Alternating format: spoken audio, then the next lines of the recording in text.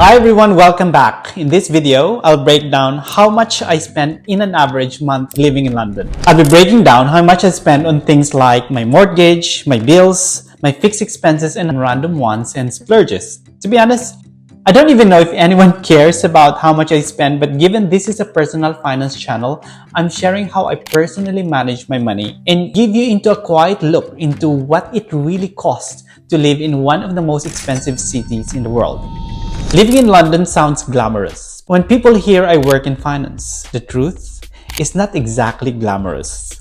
Like every big city in the world, it's routine, it's daily grind, monthly rent. That's on top of high taxes and it's beautiful chaos. I split my monthly salary into three categories: needs, wants, and investments. It's a simple system, but it's the one that works for me. Needs to keep the lights on, wants to keep me sane, and investments to keep the future alive. I'll walk you through each one, but before that, how do I make money? My main source of income is salary.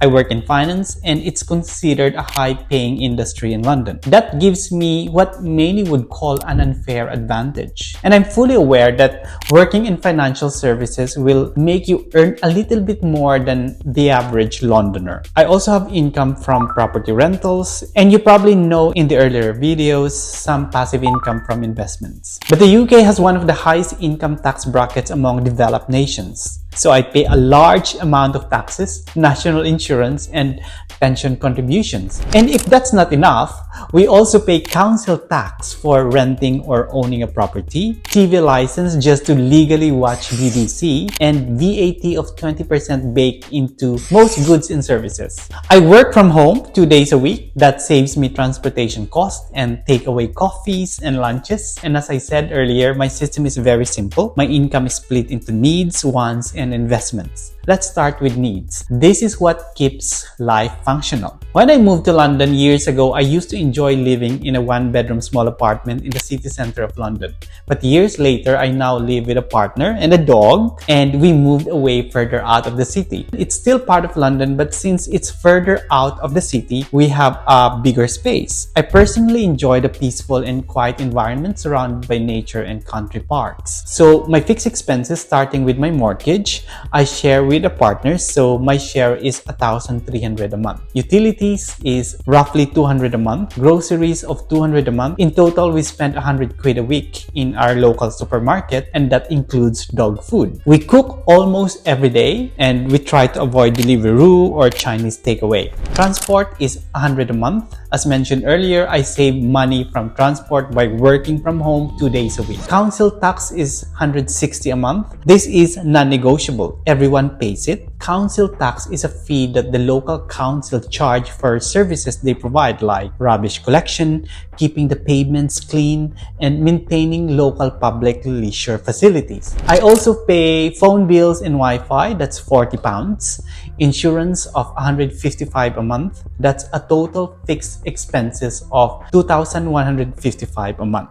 Next, let's move on to wants, shall we? Small joys, but honestly, it keeps you going and keeps you sane, especially during winter months. So I spend around £200 a month on eating out. London cafes are charming, so I splurge on coffee or brunches to meet friends or occasional Sunday roast. Subscriptions is £50, and that includes Netflix, Spotify, and ebooks. I also budget for activities that involve other than eating, whether that's going to the theater, watching shows in the West End, or trying some new activities every month. That's around 100 a month. Wants also include things like gifts if there are special occasions, some random items when I need them, like skincare, household items like cleaning supplies, kitchen towels, and what have you. That's roughly £200 a month. So total wants and entertainment budget is £550 a month. I also send money back home to help where I can, but unlike before, I now only send when there is a need. But part of those remittances that I send back home is for Pag-ibig MP2 and local co-op investing, which I talk about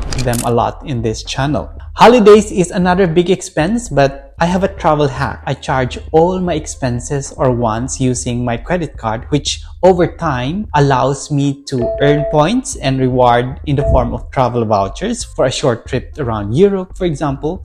And that's how my travel expenses are well optimized. So my ongoing expenses for an average month around 2,700. And for some rich people, that may sound very frugal, but for some or many people, 2,700 is a lot for one person.